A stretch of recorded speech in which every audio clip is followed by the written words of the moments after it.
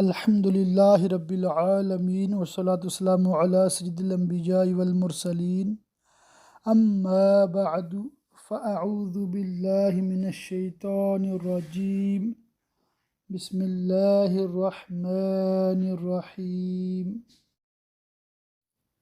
سبق نمبر 36 تفسیر خزائن العرفان، جو کہ حاشیہ ہے مشہور زمانہ ترجمہ قرآن کنز الایمان پر۔ یہ ہم ترجمہ اور تفسیر ملا کے پڑھتے ہیں۔ آپ کو جو PDF پیش کی جا رہی ہے، جیسا کہ آپ کے موبائل کی اسکرین پر بھی آپ کو نظر آ رہا ہوگا کہ پہلا پورا رکوع قرآن پاک کا لکھا ہے، پھر اس کا ترجمہ لکھا ہے، اور اس کے بعد ترجمہ اور تفسیر ملا کے لکھا ہے۔ ترجمہ اور تفسیر کے درمیان قرآنی الفاظ یا آیات نہیں لکھی تاکہ پڑھنے والے کا تسلسل قائم رہے، اور ہر آیت کی تفسیر جہاں مکمل ہوتی ہے وہاں پر نمبر ڈال دیا ہے تاکہ پتہ چل جائے یہ ترجمہ اور تفسیر جو ہے اس آیت مبارکہ کی ہے۔ تو مقصد اور مقصود کیا ہے؟ قرآن پاک کو سمجھ کر پڑھنا، یا یوں کہہ لیں کہ قرآن پاک کو پڑھ کر سمجھنا، عمل کرنا، دوسروں تک پہنچانا۔ اللہ تعالیٰ ہمیں توفیق دے اور یہ کورس ہمیں مکمل کرنے کی سعادت عطا فرمائے۔ آج آیت نمبر 127 سورہ نساء، اس سے انشاءاللہ تعالیٰ آغاز کریں گے، اور امید ہے انشاءاللہ تعالیٰ آج 5واں پارہ ہمارا مکمل ہو جائے گا اللہ کی رحمت سے انشاءاللہ تعالی۔ اور تم سے عورتوں کے بارے میں فتویٰ پوچھتے ہیں۔ شان نزول: زمانہ جاہلیت میں عرب کے لوگ عورت اور چھوٹے بچوں کو میت کے مال کا وارث نہیں قرار دیتے تھے۔ جب آیت میراث نازل ہوئی تو انہوں نے عرض کیا، یا رسول اللہ، کیا عورت اور چھوٹے بچے وارث ہوں گے؟ آپ نے ان کو اس آیت سے جواب دیا۔ حضرت عائشہ رضی اللہ تعالیٰ عنہا نے فرمایا کہ یتیموں کے اولیاء کا دستور یہ تھا کہ اگر یتیم لڑکی صاحب مال و جمال ہوتی تو اسے تھوڑے مہر پر نکاح کر لیتے، اور اگر حسن و مال نہ رکھتی تو اسے چھوڑ دیتے، اور اگر حسن صورت نہ رکھتی اور ہوتی مالدار تو اسے نکاح نہ کرتے، اور اس اندیشہ سے دوسرے کے نکاح میں بھی نہ دیتے کہ وہ مال میں حصہ دار ہو جائے گا۔ اللہ تعالیٰ نے یہ آیت نازل فرما کر انہیں ان عادتوں سے منع فرمایا۔ تم فرما دو کہ اللہ تمہیں ان کا فتویٰ دیتا ہے، اور وہ جو تم پر قرآن پڑھا جاتا ہے ان یتیم لڑکیوں کے بارے میں کہ تم انہیں نہیں دیتے جو ان کا مقرر ہے میراث سے، اور انہیں نکاح میں بھی لانے سے منہ پھیرتے ہو، اور کمزور یتیم بچوں کے بارے میں، اور یہ کہ یتیموں کے حق میں انصاف پر قائم رہو، ان کے پورے حقوق ان کو دو، اور تم جو بھلائی کرو تو اللہ کو اس کی خبر ہے۔ سبحان اللہ، کتنا پیارا درس دیا ہے اللہ تعالیٰ نے ہم انسانوں کو، اور کتنے وہ ظالم لوگ ہیں جو یتیموں کا مال کھاتے ہیں، یتیم بچیوں پر ظلم کرتے ہیں۔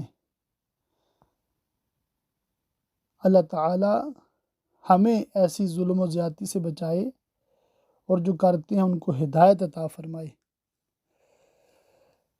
اور اگر کوئی عورت اپنے شوہر کی زیادتی یا بے رغبتی کا اندیشہ کرے، زیادتی تو اس طرح کہ اس سے علیحدہ رہے، کھانے پہننے کو نہ دے، یا کمی کرے، یا مارے، یا بد زبانی کرے، اور اعراض یہ کہ محبت نہ رکھے، بول چال ترک کر دے یا کم کر دے،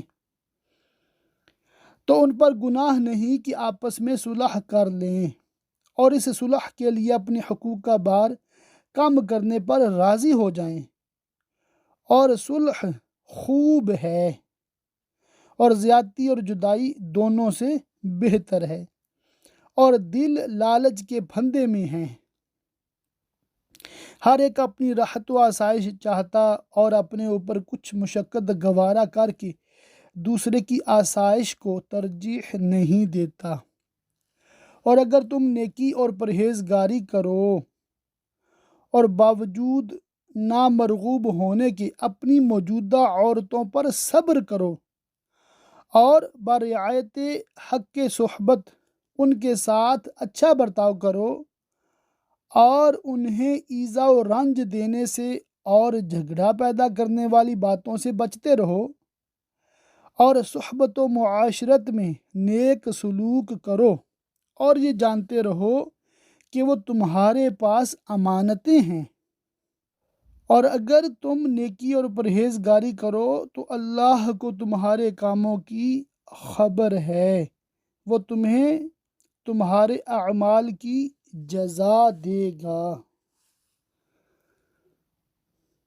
اور تم سے ہرگز نہ ہو سکے گا کہ عورتوں کو برابر رکھو چاہے کتنی ہی حرص کرو، یعنی اگر کئی بیویاں ہوں تو یہ تمہاری مقدرت طاقت میں نہیں کہ ہر امر میں تم انہیں برابر رکھو اور کسی امر میں کسی کو کسی پر ترجیح نہ ہونے دو، نہ میل و محبت میں، نہ خواہش و رغبت میں، نہ عشرت و اختلاط میں، نہ نظر و توجہ میں۔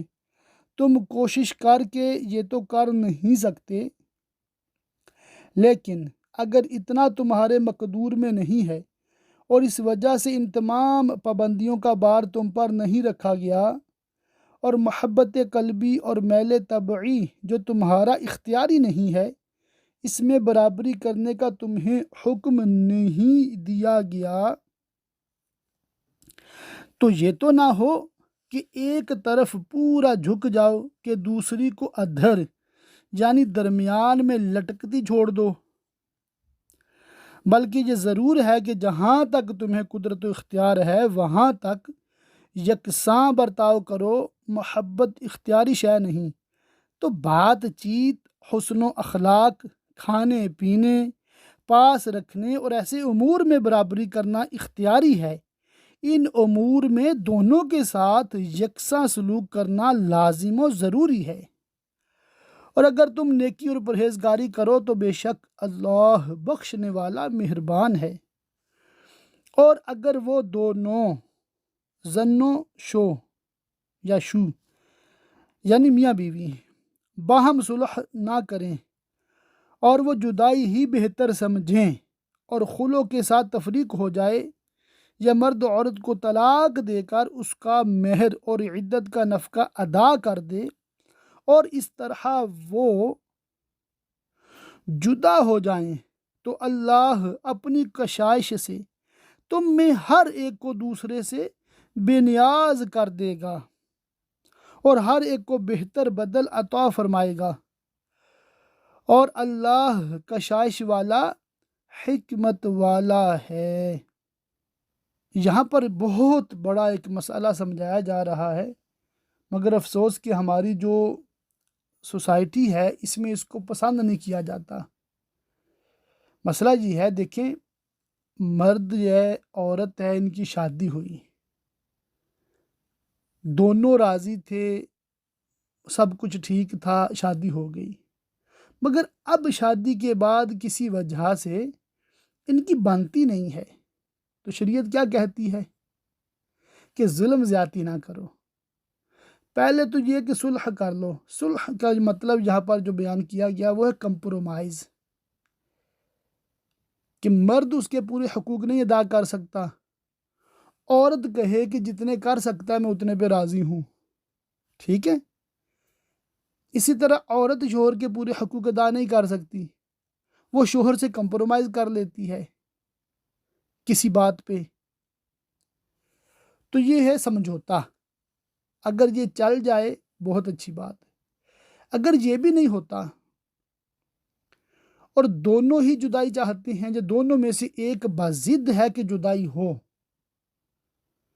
تو یہ بتایا گیا ہے قرآن پاک میں کہ ایسا کرنا اسلام کی روح سے جائز ہے۔ اس پہ حدیثیں بھی ہیں، میں وہ بیان کر سکتا ہوں مگر ابھی حاجت نہیں ہے۔ کہنے کا یہ ہے صرف کہ ہم اپنے بچوں کو بچیوں کو بڑے پیار محبت سے پالتے ہیں، تو جب ان کی شادی کریں تو ان سے پوچھ کر، ان کی رضا سے، یا اگر وہ کسی جگہ شادی خود کرنا چاہتے ہیں تو ان کا ساتھ دے کر، بشرطے کہ وہ لوگ سنی بریلوی ہوں، یعنی کہ عقیدے میں کوئی کمپرومائز نہیں ہے، صحیح العقیدہ ہیں، اچھے کردار والے ہیں، تو کر دیں اللہ تعالیٰ پہ توکل کرتے ہوئے۔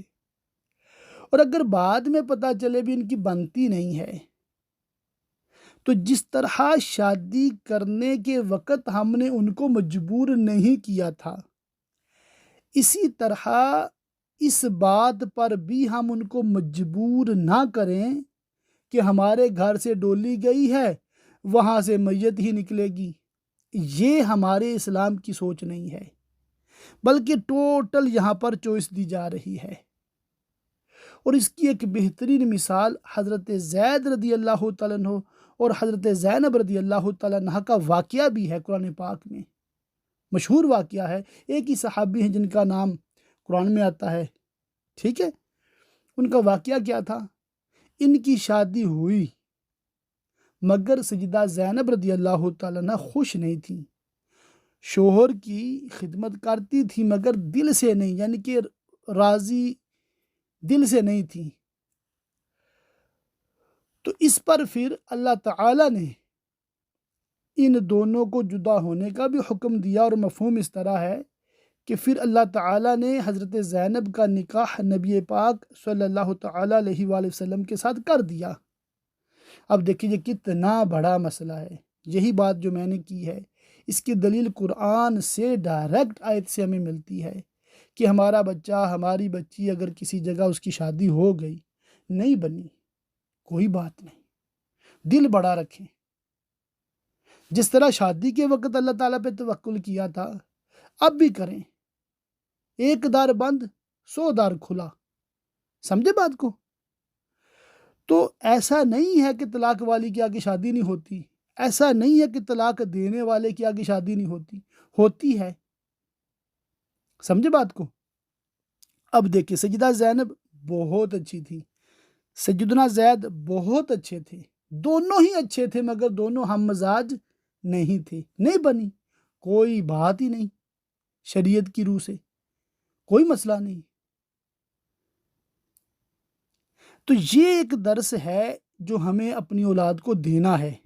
یہ ترغیب نہیں ہم دے رہے کہ ذرا سی بات پہ اپنا جناب کپڑے اٹھا کے تو نکلاؤ شوہر کے گھر سے، یا ذرا سی بات پہ شوہر جو ہے وہ بیوی سے جدا ہو جائے، یہ درس نہیں دے رہے، بلکہ یہ بات سمجھا رہے ہیں کہ دیکھو آپ کا نکاح کر رہے ہیں آپ کی مرضی سے، اب اس کو نبھانا ہے حتی المقدور، اور جب بے بس ہو جاؤ تو جدا ہو سکتے ہو۔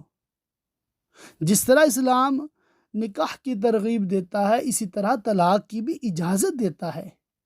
1 وائف فار لائف یہ اسلام کا قانون نہیں ہے، یہ اولڈ انڈین کلچر ہے۔ جب میں انڈین کہتا ہوں نا، میری مراد پاکستان بنگلہ دیش بننے سے پہلے کا جو ایک سوسائٹی ہوتی تھی، ایک جو کلچرل ہے، جو روایات ہیں، جو مطلب اس کے کسٹمز ہیں، ٹریڈیشنز ہیں، ان کی بات کر رہا ہوں کہ انڈین ایک کلچر ہے، عرب ایک کلچر ہے، انگلش ایک کلچر ہے۔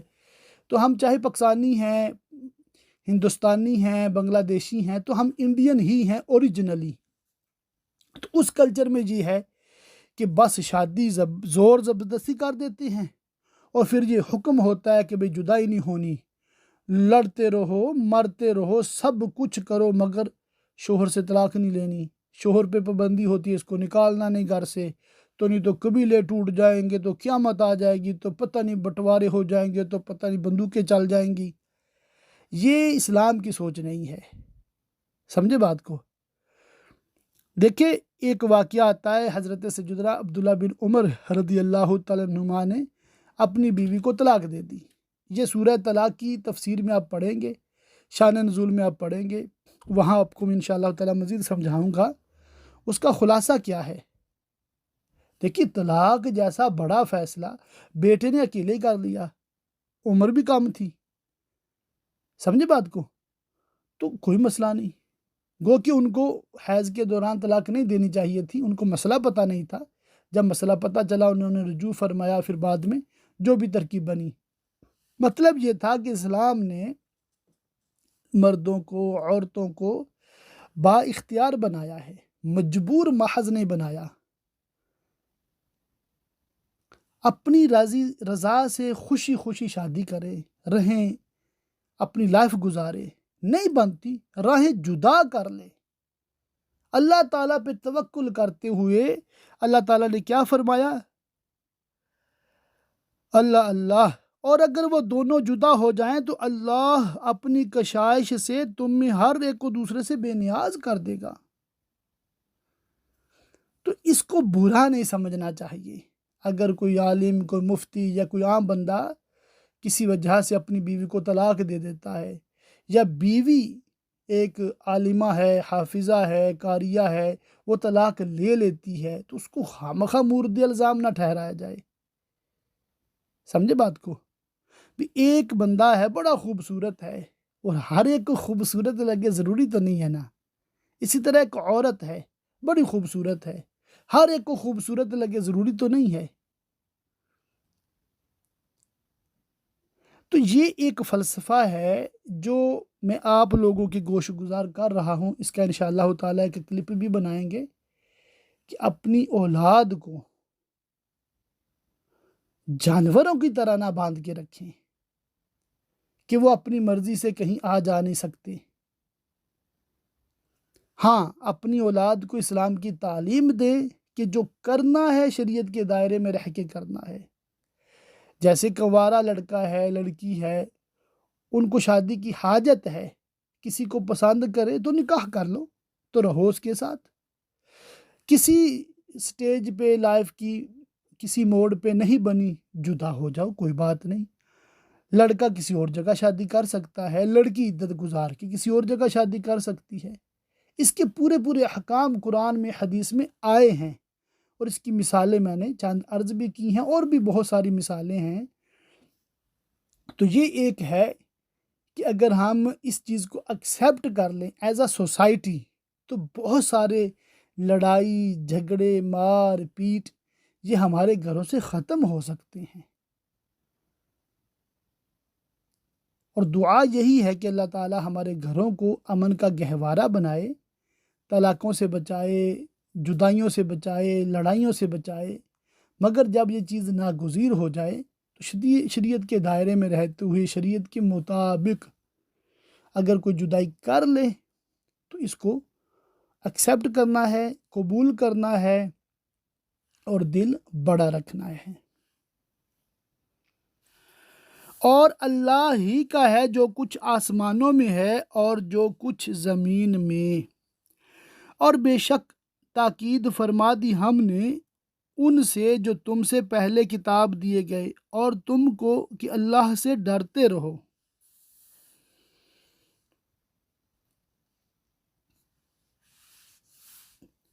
اس کی فرما برداری کرو اور اس کے حکم کے خلاف نہ کرو. توحید و شریعت پر قائم رہو. اس آیت سے معلوم ہوا کہ تقوی اور پرہیزگاری کا حکم قدیم ہے، تمام امتوں کو تاکید ہوتی رہی ہے. اور اگر کفر کرو تو بے شک اللہ ہی کا ہے جو کچھ آسمانوں میں ہے اور جو کچھ زمین میں.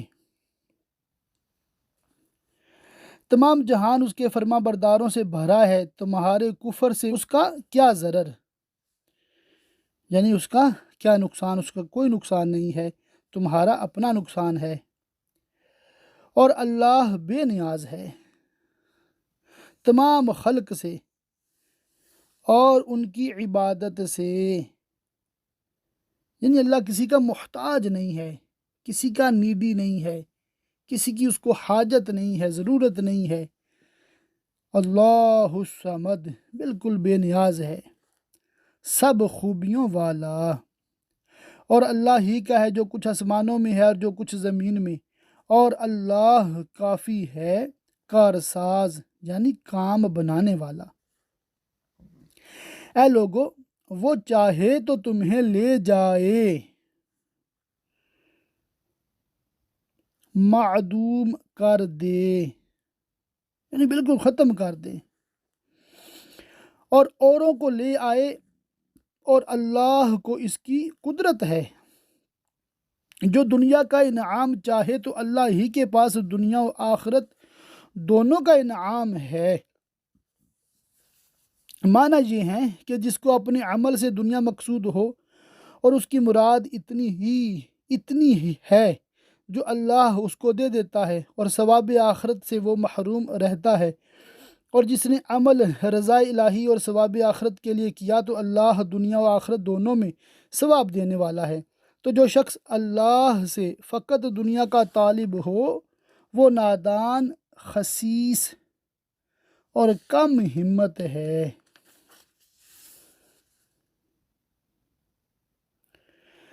اور اللہ سنتا دیکھتا ہے۔ اے ایمان والو، انصاف پر خوب قائم ہو جاؤ، اللہ کے لیے گواہی دیتے، چاہے اس میں تمہارا اپنا نقصان ہو یا ماں باپ کا یا رشتہ داروں کا۔ جس پر گواہی دو وہ غنی ہو یا فقیر ہو۔ کسی کی رعایت و طرفداری میں انصاف سے نہ ہٹو، اور کوئی قرابت و رشتہ حق کہنے میں مخل نہ ہونے پائے۔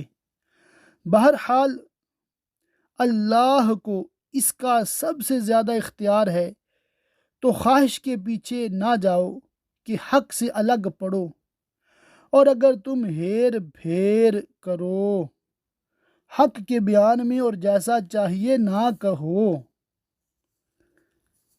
یا منہ پھیرو ادائے شہادت سے یعنی گواہی دینے سے، تو اللہ کو تمہارے کاموں کی خبر ہے، جیسے عمل ہوں گے ویسا بدلہ دے گا۔ اے ایمان والو، ایمان رکھو اللہ اور اللہ کے رسول پر، یعنی ایمان پر ثابت رہو۔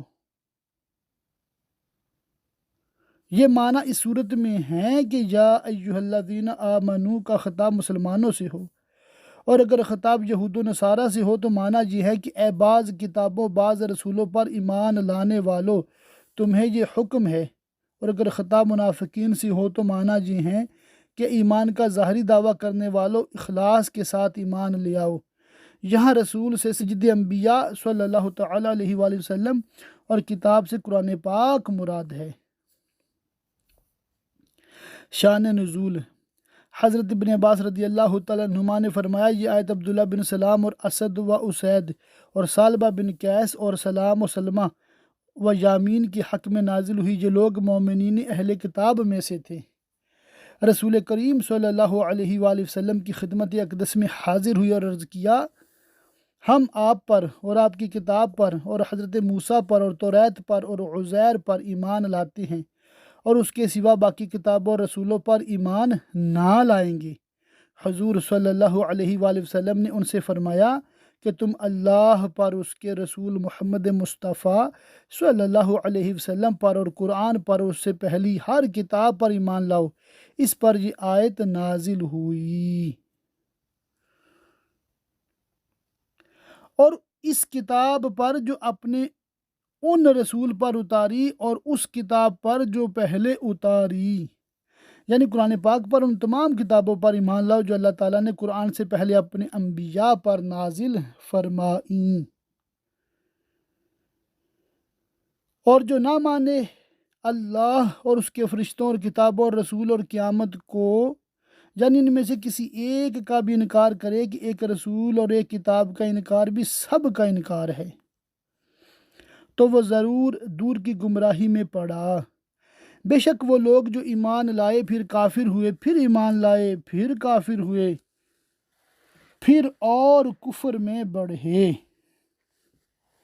شان نزول، حضرت ابن عباس رضی اللہ تعالیٰ عنہما نے فرمایا کہ یہ آیت یہود کے حق میں نازل ہوئی جو حضرت موسیٰ علیہ السلام پر ایمان لائے، پھر بچھڑا پوج کر کافر ہوئے، پھر اس کے بعد ایمان لائے، پھر حضرت عیسیٰ علیہ السلام اور انجیل کا انکار کر کے کافر ہو گئے، پھر سید عالم صلی اللہ علیہ وسلم اور قرآن کا انکار کر کے اور کفر میں بڑھے۔ ایک قول یہ ہے کہ یہ آیت منافقین کی حق میں نازل ہوئی کہ وہ ایمان لائے پھر کافر ہو گئے، ایمان کے بعد پھر ایمان لائے، یعنی انہوں نے اپنے ایمان کا اظہار کیا تاکہ ان پر مومنین کے احکام جاری ہوں، پھر کفر میں بڑھے، یعنی کفر پر ان کی موت ہوئی۔ اللہ ہرگز نہ انہیں بخشے جب تک کفر پر رہیں اور کفر پر مریں، کیونکہ کفر بخشا نہیں جاتا مگر جب کہ کافر توبہ کرے اور ایمان لائے، جیسا کہ فرمایا تم کافروں سے فرماؤ اگر وہ باز رہے تو جو ہو گزرا وہ انہیں معاف فرما دیا جائے گا، نہ انہیں راہ دکھائے۔ اللہ ہرگز نہ انہیں بخشے نہ انہیں راہ دکھائے۔ خوشخبری دو منافقوں کو کہ ان کے لیے دردناک عذاب ہے، وہ جو مسلمانوں کو چھوڑ کر کافروں کو دوست بناتے ہیں۔ یہ منافقین کا حال ہے جن کا خیال تھا کہ اسلام غالب نہ ہوگا، اور اس لیے وہ کفار کو صاحب قوت اور شوکت سمجھ کر ان سے دوستی کرتے تھے اور ان سے ملنے میں عزت جانتے تھے، باوجود کہ کفار کے ساتھ دوستی ممنوع اور ان کے ملنے سے طلب عزت باطل۔ کیا ان کے پاس عزت ڈھونڈتے ہیں تو عزت تو ساری اللہ کے لیے ہے، اور اس کے لیے جس کو وہ عزت دے، جیسے کہ انبیاء و مؤمنین۔ اور بے شک اللہ تم پر کتاب یعنی قرآن میں اتار چکا کہ جب تم اللہ کی آیتوں کو سنو کہ ان کا انکار کیا جاتا اور ان کی ہنسی بنائی جاتی ہے تو ان لوگوں کے ساتھ نہ بیٹھو جب تک وہ اور بات میں مشغول نہ ہوں۔ کفار کی ہم نشینی اور ان کی مجلسوں میں شرکت کرنا، ایسے ہی اور بے دینوں اور گمراہوں کی مجلسوں کی شرکت اور ان کے ساتھ یارانہ و مصاحبت ممنوع فرمائی گئی، ورنہ تم بھی انہی جیسے ہو۔ اس سے ثابت ہوا کہ کفر کے ساتھ راضی ہونے والا بھی کافر ہے۔ بے شک اللہ کافروں اور منافقوں سب کو جہنم میں اکٹھا کرے گا۔ وہ جو تمہاری حالت تکا یعنی دیکھا کرتے ہیں تو اگر اللہ کی طرف سے تم کو فتح ملے کہیں کیا ہم تمہارے ساتھ نہ تھے؟ اس سے ان کی مراد غنیمت میں شرکت کرنا اور حصہ چاہنا ہے، اور اگر کافروں کا حصہ ہو تو ان سے کیا کہیں کیا ہمیں تم پر قابو نہ تھا کہ ہم تمہیں قتل کرتے گرفتار کرتے، مگر ہم نے یہ کچھ نہیں کیا اور ہم نے تمہیں مسلمانوں سے بچایا اور انہیں طرح طرح کے حیلوں سے روکا اور ان کے رازوں پر تمہیں مطلع کیا، تو اب ہمارے اس سلوک کی قدر کرو اور حصہ دو۔ یہ منافقوں کا حال ہے۔ تو اللہ تم سب میں اے ایمانداروں اور منافقوں قیامت کے دن فیصلہ کر دے گا کہ مومنین کو جنت عطا کرے گا اور منافقوں کو داخل جہنم کرے گا، اور اللہ کافروں کو مسلمانوں پر کوئی راہ نہ دے گا۔ یعنی کافر نہ مسلمانوں کو مٹا سکیں گے نہ حجت میں غالب آ سکیں گے۔ علماء نے اس آیت سے چند مسائل مستنبط کیے ہیں۔ کافر مسلمان کا وارث نہیں، کافر مسلمان کے مال پر استیلا پا کر مالک نہیں ہو سکتا، کافر مسلمان غلام کے خریدنے کا مجاز نہیں، ذمی کے عوض مسلمان قتل نہ کیا جائے گا۔ بے شک منافق لوگ اپنے گمان میں اللہ کو فریب دیا چاہتے ہیں، کیونکہ حقیقت میں تو اللہ کو فریب دینا ممکن نہیں، اور وہی انہیں غافل کر کے مارے گا۔ اور جب نماز کو کھڑے ہوں مومنین کے ساتھ تو ہارے جی سے، کیونکہ ایمان تو ہے ہی نہیں جس سے ذوق طاعت اور لطف عبادت حاصل ہو، محض ریاکاری ہے۔ اس لیے منافق کو نماز بار معلوم ہوتی ہے، یعنی بھاری معلوم ہوتی ہے، لوگوں کا دکھاوا کرتے ہیں اور اللہ کو یاد نہیں کرتے مگر تھوڑا۔ اس طرح کہ مسلمانوں کے پاس ہوئے تو نماز پڑھ لی اور لحدہ ہوئے تو ندارت یعنی چھوڑ دی، بیچ میں ڈگمگا رہے ہیں کفر اور ایمان کے۔ نہ ادھر کے نہ ادھر کے، نہ خالص مومن نہ کھلے کافر، اور جسے اللہ گمراہ کرے تو اس کے لیے کوئی راہ نہ پائے گا۔ اے ایمان والو، کافروں کو دوست نہ بناؤ مسلمانوں کے سوا۔ اس آیت میں مسلمانوں کو بتایا گیا کہ کفار کو دوست بنانا منافقین کی خصلت ہے، تم اس سے بچو۔ کیا یہ چاہتے ہو کہ اپنے اوپر اللہ کے لیے صریح حجت کر لو، اپنے نفاق کی اور مستحق جہنم ہو جاؤ؟ بے شک منافق دوزخ کے سب سے نیچے طبقہ میں ہیں۔ منافق کا عذاب کافر سے بھی زیادہ ہے، کیونکہ وہ دنیا میں اظہار اسلام کر کے مجاہدین کے ہاتھوں سے بچا رہا ہے، اور کفر کے باوجود مسلمانوں کو مغالطہ دینا اور اسلام کے ساتھ استہزاء یعنی مذاق کرنا اس کا شیوا رہا ہے۔ بے شک منافق دوزخ کے سب سے نیچے طبقہ میں ہیں، اور تو ہرگز ان کا کوئی مددگار نہ پائے گا مگر وہ جنہوں نے توبہ کی نفاق سے اور سنورے، اپنی اصلاح کی اور اللہ کی رسی مضبوط تھامی اور اپنا دین خالص اللہ کے لیے کر لیا، تو یہ مسلمانوں کے ساتھ ہیں دارین میں، دنیا اور آخرت میں، اور ان قریب اللہ مسلمانوں کو بڑا ثواب دے گا، اور اللہ تمہیں عذاب دے کر کیا کرے گا اگر تم حق مانو اور ایمان لاؤ، اور اللہ ہے صلہ دینے والا جاننے والا۔ بے شک اللہ کا فضل کہ 5 پارے آج الحمدللہ رب العالمین ہمارے مکمل ہوئے۔ اللہ تعالی ہمیں اسی طرح قرآن پاک کا ختم کرنے کی توفیق مرحمت فرمائے، آمین بجاہ النبی الامین، وصلی اللہ تعالی علیہ وآلہ وصحبہ وبارک وسلم۔